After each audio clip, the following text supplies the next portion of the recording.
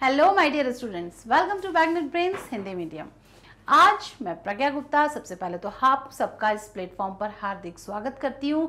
और आज जो मैं आपको पढ़ाने वाली हूँ वो है एक बहुत ही मज़ेदार आनंददायी पाठ, जो कि हमारे जीवन में जिसको सबसे ज़्यादा हमें प्रयोग करना पड़ता है जब हमें किसी की तारीफ़ें करना हो या जब हमें किसी की बुराई करना हो। तो यहाँ पर दोनों ही स्थितियों में बहुत सारे ऐसे एडजेक्टिव्स यानी विशेषण हमें पता होने बहुत ज़रूरी हैं। भाई मम्मी किसी दिन अच्छी लग रही है तो उन्हें सुंदर कहना पड़ता है, खाना किसी दिन अच्छा बना है तो उसे स्वादिष्ट कहना पड़ता है। वैसे खाना तो मम्मी रोज़ ही अच्छा बनाती हैं। किसी दिन अगर मौसम है तो उसे सुहावना कहना पड़ता है। तो ऐसे बहुत सारे शब्द हैं जो कि निरंतर हमें बोलने पड़ते हैं। अगर हमारा कोई मित्र काम नहीं करता तो हमें उसे कामचोर कहना पड़ता है। अगर वो बहुत आलस कर रहा है तो आलसी कहना पड़ता है। मेहनत से पढ़ रहा है तो परिश्रमी कहना पड़ता है। तो भाई ये सब चीज़ें हम सीखें कहाँ? तो आइए मैं सिखाती हूँ आपको कुछ ऐसे विशेषण शब्द, ताकि जब आप अपनी बात करें तो वो बात एक सुंदर विशेषण शब्द का प्रयोग करके बहुत प्रभावी हो सके, यानी बहुत अट्रैक्टिव हो सके। आपकी बात सुनने के बाद लोग भी कहें अरे वाह कितने अच्छे से बात करता है ये बच्चा। तो यहाँ पर आज हम जो टॉपिक शुरू करने वाले हैं वो है विशेषण। तो विशेषण क्या होते हैं, कैसे होते हैं, कैसे पढ़ते हैं, कैसे पहचानते हैं, वो हम यहाँ पर जानते हैं। संज्ञा या सर्वनाम की विशेषता बताने वाले शब्दों को विशेषण कहते हैं। भाई यहाँ पर अब देखिए क्या होती है संज्ञा, क्या है सर्वनाम। लेते हैं एक उदाहरण कि नेहा बहुत मीठा गाती है। नेहा बहुत तेज दौड़ती है। ठीक है, अब मैंने यहां पर लिख दिए हैं दो वाक्य। अब आप देख रहे हैं नेहा बहुत अच्छा गाती भी है, नेहा बहुत अच्छा दौड़ती भी है। तो अब आप क्या करेंगे? सबसे पहले तो हम संज्ञा और सर्वनाम को पहचानते हैं। तो ये जो है ये क्या है? संज्ञा है। ये भी संज्ञा है, लेकिन हम इसको हटाकर यहाँ से यहाँ जोड़ देते हैं एक सर्वनाम जो कि है वह। ठीक है, अब हमने ये संज्ञा के स्थान पर कर दिया सर्वनाम का प्रयोग। तो नेहा बहुत मीठा गाती है, वह बहुत तेज दौड़ती है। तो यहाँ पर ये तो हो गई संज्ञा और सर्वनाम, ये हो गई संज्ञा और ये हो गया सर्वनाम। ठीक है, अब इसमें हमें जानना है इस संज्ञा और सर्वनाम की विशेषता कौन सा शब्द बता रहा है। यहाँ पर नेहा की जो विशेषता है वो कौन बता रहा है? तो यहाँ पर नेहा की विशेषता है कि वो बहुत गाती तो है लेकिन बहुत मीठा गाती है। तो यहाँ पर मीठा क्या हो गया? संज्ञा की विशेषता बताने वाला शब्द। तो मीठा क्या है? विशेषण है। अब यहाँ लेते हैं सर्वनाम की बात। तो सर्वनाम वह बहुत तेज दौड़ती है। तो भाई दौड़ना तो एक सामान्य प्रक्रिया है, लेकिन उसकी विशेषता है कि वो बहुत तेज दौड़ती है। तो यहाँ पर हमने लिखा तेज। तो यहाँ अब आप इस प्रकार समझ सकते हैं कि जो शब्द संज्ञा और सर्वनाम की विशेषता बताते हैं वो क्या कहलाते हैं? वो विशेषण कहलाते हैं। ठीक है, अब यहाँ पर कुछ उदाहरण लेते हैं। गुलाब लाल है और वह कुत्ता काला है। तो यहाँ पर अब आप जब देखेंगे तो आप देखेंगे गुलाब की विशेषता क्या है कि वो लाल है। तो यहाँ हम एक और विशेषण लिख लेते हैं लाल। साथ ही साथ वह कुत्ता काला है। तो कुत्ता तो सामान्य सी बात है, लेकिन उस कुत्ते का काला होना विशेष बात है। तो वो कुत्ता कैसा है? काला है। लाल सेब मीठे होते हैं। जो लाल रंग के सेब होते हैं वो कैसे होते हैं? मीठे होते हैं। तो यहाँ पर हम ले लेते हैं एक और शब्द मीठा। मीठा तो हम ऑलरेडी लिख चुके हैं हालांकि, तो फिर भी समझ लेते हैं मीठा। तो यहाँ पर गुलाब की विशेषता लाल है, कुत्ते की विशेषता काला है और सेब की विशेषता है कि वो बड़ा मीठा है। तो ऐसे शब्द जो संज्ञा सर्वनाम की विशेषता बताते हैं। अब यहाँ पर संज्ञा सर्वनाम क्या है? गुलाब संज्ञा शब्द है, वह सर्वनाम शब्द है, लाल सेब जातिवाचक संज्ञा शब्द है। तो यहाँ पर इन सब की विशेषता किन शब्दों से पता चल रही है? काला, लाल, मीठा, तेज, मीठे, इन सब चीज़ों से हमें उनकी विशेषताएं पता चल रही हैं। यानी ये जो सारे शब्द यहाँ पर मैंने अलग से लिखे हैं, ये सब क्या हैं? ये सब विशेषण हैं। ठीक है, तो अब हम इसको वाक्य के अनुसार पढ़ते हैं कि ऊपर के वाक्यों में लाल, काला, मीठा, ये सभी गुलाब, कुत्ता और सेब की विशेषता बता रहे हैं, इसीलिए ये सारे शब्द क्या कहलाएंगे? विशेषण कहलाएंगे। तो यहाँ तक मुझे लगता है क्लियर हुआ होगा। फटाफट से कमेंट बॉक्स में बता दीजिए कि ये क्लियर हुआ या नहीं। आते हैं अब अपने अगले भाग पर। विशेषण हमने पढ़ लिया, जिन शब्दों से विशेषता बताई जाए वो भी पढ़ लिया। अब उनका क्या, जिनकी विशेषता बताई जा रही है। तो विशेषण शब्द जिस संज्ञा सर्वनाम की विशेषता बताते हैं वे विशेष्य कहलाते हैं। अब यहाँ पर है विशेषण और दूसरा शब्द है विशेष्य। अब हमने पढ़ा विशेषण और विशेष्य। अब चलिए बात करते हैं गुलाब की। ठीक, गुलाब कैसा था? लाल था। ठीक है, लाल हो गई उसकी विशेषता। लेकिन लाल क्या था? ये लाल शब्द किसकी विशेषता बता रहा है? तो ये शब्द बता रहा है गुलाब की विशेषता। नेहा की विशेषता क्या थी? कि वो बहुत तेज वो बहुत मीठा गाती है। तो मीठा गाना उसकी विशेषता है। गाना तो क्रिया है लेकिन मीठा उसकी विशेषता थी। लेकिन मीठा कौन गाती है? नेहा गाती है। नेहा जो है वो दौड़ती कैसा थी? तेज दौड़ती थी। लेकिन तेज कौन दौड़ती थी? नेहा दौड़ती है। ठीक है, कुत्ते की विशेषता क्या थी? कि वो काला था। लेकिन उस काला क्या था? कौन सी चीज उसकी विशेषता थी? तो काला कौन था? कुत्ता था। तो इस प्रकार विशेषण और विशेष्य को आप समझ सकते हैं कि जिन शब्दों से विशेषता बताई जाती है वो होते हैं विशेषण। ठीक है, और जिनकी विशेषता बताई जाए, मतलब जिन चीजों की विशेषता बताई जा रही है वो होते हैं विशेष्य। तो यहाँ पर देखिए, विशेषण जिन शब्दों से संज्ञा और सर्वनाम की विशेषता बताई जाती है वे क्या कहलाते हैं? विशेषण। और जिन शब्दों की विशेषता बताई जाए वे होते हैं विशेष्य। विशेषण प्रायः विशेष्य से पहले लगाया जाता है। यानी कि विशेष्य क्या है? गुलाब। तो अब गुलाब कैसा है? वो लाल है।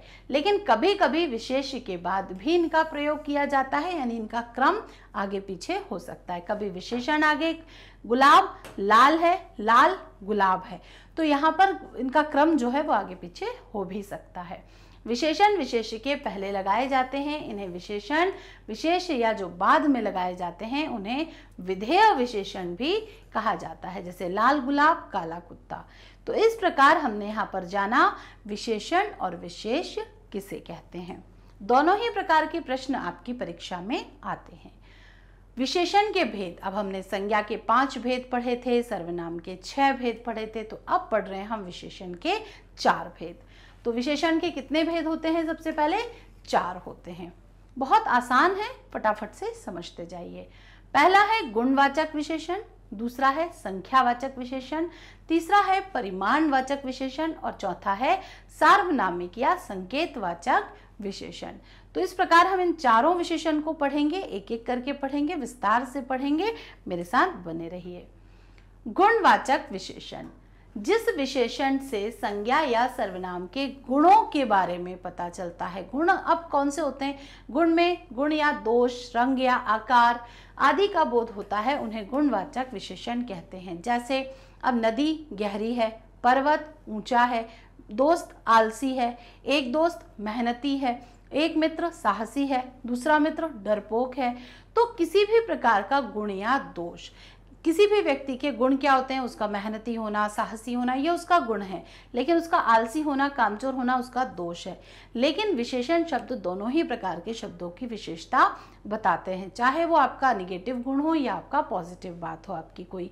तो यहाँ पर निगेटिव पॉजिटिव यानी सकारात्मक नकारात्मक पर ना जाकर हम सिर्फ उसकी विशेषता पर ध्यान देंगे। तो वो कौन से विशेषण कहलाते हैं? गुणवाचक विशेषण। जैसे कि आम मीठा है, अब भाई आम की विशेषता क्या है? कि वो मीठा है। सांप कैसा है? वो जहरीला है। अंगूर कैसा है? वो मीठा या खट्टा है। और करेला कैसा है? वो कड़वा है। तो कड़वा, मीठा, जहरीला, खट्टा, ये सारी चीजें किसी ना किसी चीज की विशेषता बता रही हैं। अब उसका गुण बता रही हैं। तो यहाँ पर ऐसे शब्द जो हैं वो क्या कहलाएंगे, गुणवाचक विशेषण। खतरनाक, लंबा रास्ता, पथरीला रास्ता, ये सारे शब्द विशेषण शब्द गुणवाचक विशेषण शब्द के अंतर्गत आते हैं।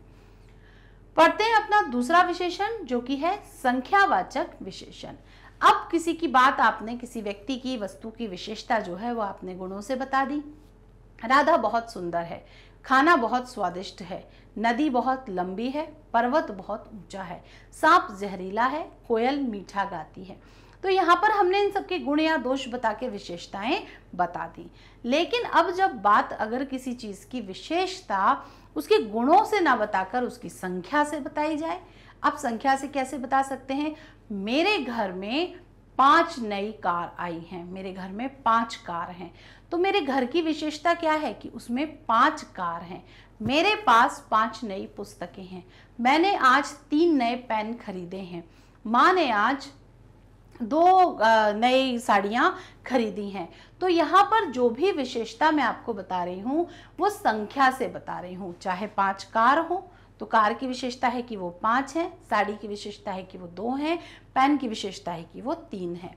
तो यहाँ पर जो भी विशेषता मैं संख्या के माध्यम से बताती हूँ वो क्या कहलाती हैं, संख्यावाचक विशेषण कहलाएंगी।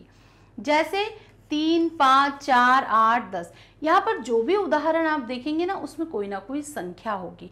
1 से लेके 100 तक, 1000 तक, अनगिनत कितना भी नंबर हो, लेकिन वो संख्या पर आधारित विशेषता बता रहा है। मेरे घर में 5 कमरे हैं, मेरे घर में 6 कमरे हैं, मेरे घर में नए 10 गमले आए हैं, मेरे घर में भैया ने आज 4 नए मोबाइल खरीदे हैं।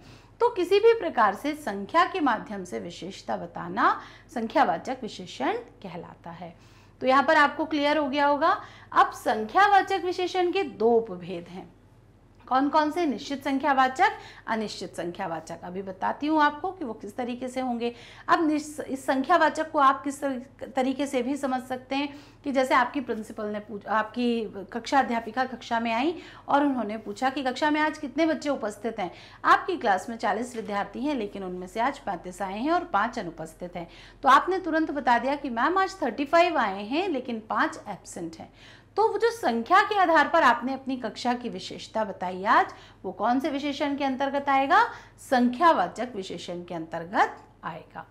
अब जब बात निश्चित संख्या की हो, अब निश्चित संख्याएं क्या होती हैं, 1 से 100 तक की संख्या या उससे ज्यादा की, मतलब नंबर फिक्स हो।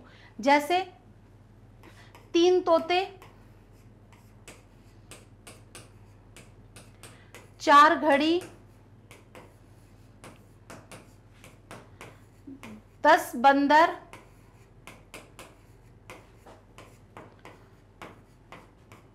100 पंखे। तो यहाँ पर जो भी मैंने उदाहरण लिखे हैं ये क्या है, सब फिक्स हैं। तोते कितने हैं, 3 हैं, कोई डाउट नहीं। घड़ी कितनी है, 4 हैं। बंदर कितने हैं, 10 हैं। और पंखे कितने हैं, 100 हैं। तो यहाँ पर जो संख्या है वो बिल्कुल निश्चित है। कोई डाउट नहीं हो रहा आपको कि नहीं 3 है कि 4 है, 2 है कि 5 है, कोई डाउट नहीं। लेकिन जो अनिश्चित संख्यावाचक होती है उसमें हमेशा आपको एक डाउट की स्थिति होती है। फॉर एग्जाम्पल, जैसे कि मम्मी जाती है, पापा मार्केट जा रहे हैं और मम्मी ने पापा से बोला एक काम करना, ज़रा कुछ ना वो ले आना, 2-3 साड़ी ले आना या 2-3 घड़ी ले आना, अभी घर में है नहीं, 2-3 सेल ले आना। तो पापा क्या कहेंगे कि भाई बताओ, फिक्स बताओ कि 2 लाने हैं कि 3 लाने हैं कि 4 लाने हैं।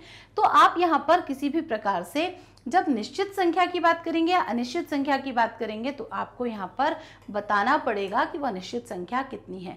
तो हम अनिश्चित संख्या के लिए किन शब्दों का प्रयोग करते हैं, थोड़ी सी, थोड़ा सा, कुछ, बहुत कम, थोड़ा सा। तो ऐसे शब्दों का प्रयोग करके हम इस अनिश्चित संख्यावाचक को यहाँ पर, आपकी शिक्षिका ने पूछा आज कक्षा में कितने बच्चे एब्सेंट हैं, मैम कुछ आए हैं और कुछ एब्सेंट है। तो उन कुछ को आप गिन सकते हो, वो संख्यावाची हैं, लेकिन आपने क्या कह दिया, कुछ आए हैं। कोई आया है क्या, नहीं मैम कोई नहीं आया। तो वो कोई भी आप गिन सकते थे कि नहीं मैम 2 लोग आए हैं, लेकिन आपने बिना गिने ही क्या जवाब दे दिया कि कोई नहीं आया। तो इस प्रकार निश्चित संख्यावाचक और अनिश्चित संख्यावाचक, यहाँ पर और स्पष्ट कर लीजिए एक बार कि किन शब्दों का प्रयोग किया जाता है। जिन विशेषण शब्दों से निश्चित संख्या का बोध होता है उन्हें निश्चित संख्यावाचक कहते हैं। जैसे 5 गायें, 5 छात्र, 10 आम, 1 दर्जन केले आदि। तो यहाँ पर हर एक चीज अपनी संख्या से निश्चित है। अब 1 दर्जन केले हैं यानी वो केले में सिर्फ 12 केले आपको देगा, 13वां केला नहीं देगा, 11 भी नहीं देगा, तो वो आपको 1 दर्जन में 12 ही देगा। तो संख्या जो है वो कैसी है, निश्चित है। फिर है अनिश्चित संख्यावाचक। तो जिन विशेषण शब्दों से निश्चित संख्या का बोध ना हो उन्हें अनिश्चित संख्यावाचक शब्द भी कहते हैं। जैसे कि कुछ लड़के, अब ये लड़के तो गिने जा सकते हैं ना कि 10 हैं, 15 हैं, 20 हैं, 100 हैं, 80 हैं, कितने हैं, लेकिन हमने उन्हें गिनने की जगह हमने क्या कर दिया, कुछ। मेरे कुछ दोस्त बाहर खड़े हैं, तो दोस्त भी गिने जा सकते हैं, लेकिन आपने क्या कह दिया, मम्मी जल्दी खाना दे दो, मेरे कुछ दोस्त बाहर खड़े हैं। तो अनिश्चित संख्यावाचक। थोड़े पैसे, आपको पैसे भी निश्चित मात्रा में मिल सकते हैं, 100 रुपये चाहिए, 500 रुपये चाहिए, 1000 रुपये चाहिए, लेकिन आपने मम्मी से क्या कहा, बस थोड़े से पैसे दे दो। अब वो थोड़े में 50 भी हो सकते हैं, 100 भी हो सकते हैं, 10 भी हो सकते हैं, 20 भी हो सकते हैं। तो यहाँ पर थोड़ा शब्द भी जो है वो कैसा है, अनिश्चित संख्यावाचक है। बहु पुस्तकें है ना, तो यहाँ पर बहु का मतलब भी अनेक होता है। बहुत सारी पुस्तकें हैं अगर आपके पास कि पापा मैंने कुछ किताबें तो खरीद ली हैं लेकिन अभी कुछ किताबें लेना और बाकी है, तो उस कुछ किताबों में पता नहीं केमिस्ट्री की कितनी है, फिजिक्स की कितनी है, मैथ्स की कितनी है, अब कुछ किताबों में कुछ निश्चित नहीं है। तो यहाँ पर इस प्रकार से ये कौन सा सर्वनाम विशेषण हुआ, अनिश्चित संख्यावाचक। तो संख्यावाचक के भी 2 भेद होते हैं, निश्चित संख्यावाचक और अनिश्चित संख्यावाचक। आते हैं अपने अगले विशेषण यानी जो कि है तीसरा, परिमाणवाचक। तो परिमाण का सीधा सीधा अर्थ होता है नापतोल। मेजरमेंट की बात जब होती है, नापतोल की जब बात होती है, तो वहां पर कौन सा विशेषण होता है, परिमाणवाचक। जो विशेषण अपने विशेष की मात्रा या परिमाण के बारे में यानी मेजरमेंट, नापतोल के बारे में जानकारी देते हैं वो परिमाणवाचक विशेषण कहलाते हैं। परिमाणवाचक विशेषण भी 2 प्रकार के होते हैं, ऐसे संख्यावाचक विशेषण, निश्चित परिमाणवाचक, अनिश्चित परिमाणवाचक। तो निश्चित परिमाणवाचक क्या होता है, अब सबसे पहले समझते हैं परिमाणवाचक। तो अब परिमाणवाचक में मेजरमेंट की बात करना है। मेरा घर विद्यालय से 3 किलोमीटर दूर है। अब ये किलोमीटर क्या है, एक यूनिट है ना, जिसे आप मैथ्स की तरह, मैथ्स में आप यूनिट पढ़ते हैं, तो आप इस यूनिट में क्या करते हैं, किसी चीज़ की नापतोल की बात करते हैं ना, लीटर, मीटर, सेंटीमीटर, ग्राम, किलोग्राम, इन सब चीज़ों में। तो ठीक वही वो सारी जो यूनिट्स हैं वो आज आप इसमें पढ़ने वाले हैं। बिल्कुल ऐसा ना सोचें कि हिंदी किसी दूसरे से कनेक्ट नहीं है, तो हिंदी आपकी मैथ्स से भी इस तरीके से कनेक्ट हो सकती है। तो किसी भी प्रकार के मेजरमेंट की बात जब की जाती है तो वो कहलाता है परिमाणवाचक। मेरा घर मेरे विद्यालय से 3 किलोमीटर दूर है। मम्मी ने पापा से कहा 5 किलो आलू लेते आइएगा। मम्मी ने पापा से कहा आज खीर बनानी है, 5 लीटर दूध ले आइएगा। तो यहाँ पर 5 लीटर, 5 किलो, ये सब चीज़ें क्या हैं, किसी मेजरमेंट की बात कर रही हैं, इसलिए ये सारी चीज़ें क्या हैं, परिमाणवाचक विशेषण हैं। अब परिमाणवाचक भी कैसा है, निश्चय परिमाणवाचक और अनिश्चित परिमाणवाचक। तो निश्चित परिमाणवाचक में जब बात में बिल्कुल क्लियर हो कि कितना चाहिए, मम्मी ने पापा से क्या कहा, 5 लीटर दूध लाना है, 6 भी नहीं लाना है, 4 भी नहीं आना चाहिए, तो बिल्कुल फिक्स बताया है। लेकिन अगर बाई चांस मम्मी, आपने देखा ना कभी कभी पापा के वहाँ मार्केट जाते समय बोलती हैं अच्छा सुनो थोड़े से नींबू दिखें तो ले आना, तो मम्मी ने उस नींबू की संख्या आपको नहीं बताई, ना मम्मी ने उसका मेजरमेंट बताया है। ठीक वैसे ही सब्जी वाले से हम क्या कहते हैं, भैया थोड़ा सा धनिया भी डाल देना, फिर वो क्या कहता है आपसे, अरे सर धनिया तो बहुत महंगा है, अरे मैडम धनिया तो बहुत महंगा है, 100 रुपये किलो तो हम ही लेके आ रहे हैं, 10 रुपये का 50 ग्राम है, वो 50 ग्राम डाल देता हूँ। तो उसने बात क्या कर दी, मेजरमेंट में कर दी, यानी निश्चित परिमाणवाचक में कर दी। अब आप कह रहे हैं नहीं थोड़ी सी डाल दो, तो थोड़ी सी क्या है, अनिश्चित परिमाणवाचक। वो क्या कह रहा है, 10 रुपए की 50 ग्राम डाल देता हूँ, तो वो क्या कह रहा है, निश्चित परिमाणवाचक। तो बात जब निश्चित हो, अमाउंट या क्वांटिटी जब निश्चित होती है वहाँ पर निश्चित परिमाणवाचक, और जहाँ पर अमाउंट और क्वांटिटी निश्चित नहीं होती वहाँ अनिश्चित परिमाणवाचक होता है। अब यहाँ पे देखते हैं, जिन विशेषण शब्दों से किसी वस्तु की निश्चित मात्रा का ज्ञान होता है उन्हें निश्चित परिमाणवाचक विशेषण कहते हैं। फॉर एग्जाम्पल, बाजार से 10 किलो आटा ले आओ, तो 10 किलो यहाँ पर फिक्स्ड क्वांटिटी है, ठीक है, यहाँ पर कोई डाउट नहीं है कि 10 चाहिए, 15 चाहिए, 20 चाहिए, तो 10 किलो आटा ले आओ। 4 लीटर दूध दे देना, यहाँ पर भी आपने बता दिया कि भाई 4 लीटर चाहिए, उससे कम या ज़्यादा नहीं चाहिए।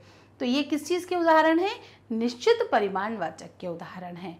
यहाँ पर है अनिश्चित परिमाणवाचक, जिन विशेषण शब्दों में वस्तु की निश्चित मात्रा का बोध ना हो उन्हें अनिश्चित परिमाणवाचक कहते हैं। कुछ कपड़ा काटकर मुझे दे दो, थोड़ा सा दूध ले आओ। आप कभी कभी बोलते हो ना मम्मी से, आज मम्मी ज़्यादा भूख तो नहीं है, बस थोड़ी सी मैगी बना दो। अरे भाई मैगी कितनी, 50 ग्राम 100 ग्राम कितनी बननी है, या फिर वो जितनी बन जाती है उतनी ख़त्म हो जाती है, तो वो तो आप पर निर्भर करता है। थोड़ा सा दूध लेकर आ जाओ, तो यहाँ पर दूध की भी क्वांटिटी, यहाँ पर लीटर में कितना चाहिए, आधा लीटर 1 लीटर, वो भी फिक्स नहीं है। तो जहां पर ये सेट नहीं होती मात्रा, वो सब क्या कहलाते हैं, अनिश्चित परिमाणवाचक कहलाते हैं। ठीक है, तो यहाँ पर आपको समझ में आ गया गुणवाचक, संख्यावाचक, संख्यावाचक के दोनों भेद, निश्चित और अनिश्चित, और परिमाणवाचक, परिमाणवाचक के भेद, निश्चित और अनिश्चित। अब आते हैं हम चौथे भेद पर, जिसका नाम है सार्वनामिक या संकेतवाचक विशेषण। अब कई बार हम चीजों की विशेषता ना तो गुणवाचक से बताते हैं, ना मीटर सेंटीमीटर किलोमीटर यानी कि परिमाणवाचक से बताते हैं, ना 2 4 5 के आधार पर संख्या से बताते हैं। तो कई बार हम जो विशेषण विशेषता बताते हैं वो सर्वनाम शब्दों से बताते हैं या संकेतों से बताते हैं। वही विशेषण क्या कहलाते हैं, सर्वनाम या सार्वनामिक या संकेतवाचक विशेषण कहलाते हैं। जो सर्वनाम शब्द संज्ञाओं से पहले आकर, ध्यान दीजिएगा संज्ञा शब्द से पहले आएंगे, संज्ञा शब्द से पहले आकर उनकी ओर संकेत करते हैं, उन्हें संकेतवाचक विशेषण कहलाते हैं। जैसे ये आम, अब यहाँ पर टोकरी में आम रखे हैं। अब आपने अपनी मम्मी को एक आम बताते हुए कहा मम्मा देखो ये आम खराब हो गया है, ये आम, तो आपने निश्चित एक इतनी सारी टोकरी में जिसमें 100 आम रखे थे, आपने एक आम को इशारा करते हुए बताया कि ये आम, तो ये क्या है, सर्वनाम शब्द है। तो सर्वनाम शब्द से आपने विशेषता बता दी, या फिर आपने ये कहकर उसको संकेत किया कि मम्मी देखो ये वाला आम खराब हो रहा है, मम्मी देखो ये वाला अमरूद पक गया है, मम्मी देखो ये वाली इमली एकदम पक गई है, इसको तोड़ लेते हैं। तो आप ये करके क्या बता रहे हो, एक तो सर्वनाम शब्दों से उस चीज की विशेषता बता रहे हो, या फिर संकेत के माध्यम से। ये वाला जो बच्चा है ना, ये 10 बच्चों में से ये वाला है ना, ये मेरा भाई है। वो जो खड़ी है ना, वो पिंक येलो फ्रॉक पहनी हुई, वो मेरी बहन है। तो ये वो करके आपने अपनी विशेषता बताई है। तो ऐसे शब्द जब हम या तो सर्वनाम शब्दों से या फिर संकेतों के माध्यम से विशेषता बताते हैं, तो वो क्या कहलाते हैं, सार्वनामिक या संकेतवाचक विशेषण कहलाते हैं। ये संज्ञा से पहले लगते हैं। आप देखिए यहाँ पर आम संज्ञा है, उसके पहले लगा है। वह कमीज, कमीज भी एक संज्ञा शब्द है, कमीज के पहले वह लगा है। पापा ने कौन सा कहा, पापा ने ऑफिस जाते समय मम्मी से बोला वो नई वाली कमीज देना। अब वो नई वाली में उन्हें कलर नहीं बताया, लेकिन मम्मी को पता है कि जो लेटेस्ट न्यू अभी खरीदी है व्हाइट वाली, वही उनको देना है, तो वह कमीज। ठीक है, फिर ऐसे ये विशेषण सर्वनाम से बने हैं, अतः इन्हें सार्वनामिक विशेषण भी कहा जाता है। फिर है गुण या दोष की तुलना करने को विशेषण की अवस्थाएं कहा जाता है। मैंने कितनी बार आपको बताया है कि हिंदी, इंग्लिश और संस्कृत की काफ़ी सारी ग्रामर में चीज़ें सेम होती हैं। तो अब यहाँ पर हम पढ़ने वाले हैं अवस्थाएं। सार्वनामिक विशेषण आपको समझ में आ गया। अब अवस्थाएं क्या होती हैं, आप इंग्लिश में डिग्रीज पढ़ते हैं ना, सुपरलेटिव, कंपैरेटिव जो डिग्री पढ़ते हैं, बस वही चीज़ अब आप यहाँ पर हिंदी में पढ़ने वाले हैं। इंग्लिश के कुछ शब्द आपको बताती हूँ, गुड, बेटर, बेस्ट आप पढ़ते हैं, तो यहाँ पर भी आप कुछ इसी तरीके की चीज़ें पढ़ने वाले हैं। तो सबसे पहली जो विशेषण की अवस्था होती है वो मूलावस्था होती है। मूलावस्था यानी ओरिजिनल वाली, सबसे मेन, फर्स्ट कॉपी जिसे कहते हैं। फिर है उत्तरावस्था, यानी कि इसके बाद वाली, और इससे भी बेस्ट जो है वो कौन सी है, उत्तमावस्था यानी एक्सीलेंट वाली। ठीक है, तो यहाँ पर आप इस तरीके से 3 अवस्थाएं उनकी पढ़ेंगे, मूलावस्था, उत्तरावस्था और उत्तमावस्था। तो इंग्लिश में भी आप इसी तरीके से पढ़ते हैं, तो हिंदी में आपको पढ़ना और आसान लगेगा। मूलावस्था का मतलब होता है ओरिजिनल वर्ड, है ना, यानी ओरिजिनल जो कंडीशन होती है वहां पर हम मूलावस्था की बात करते हैं। फॉर एग्जाम्पल, यहाँ उदाहरण के लिए देखेंगे, इसमें सामान्यतः किसी के भी साथ किसी की तुलना नहीं की जाती, यानी जो व्यक्ति जैसा है उसको उसी रूप में स्वीकार किया जाता है।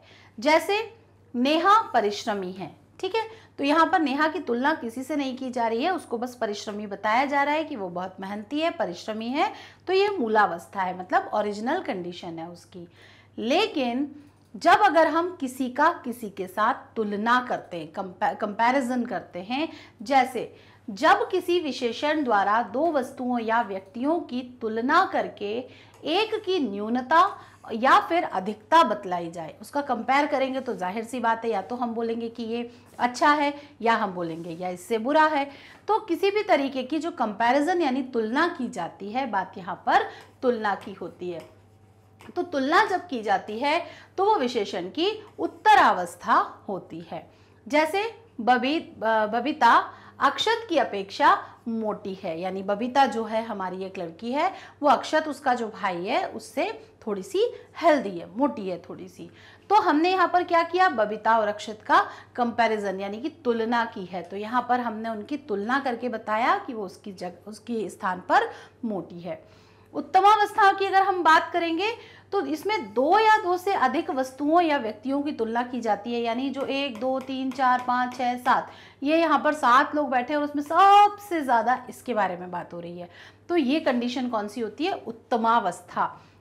उत्तरावस्था में सिर्फ 2 लोगों का कंपैरिजन होता है, लेकिन यहाँ पर इन 7 लोगों की तुलना में ये वाली सबसे अधिक बुद्धिमान है। तो यहाँ पर ज्यादा लोगों के कंपैरिजन में बात की जाती है।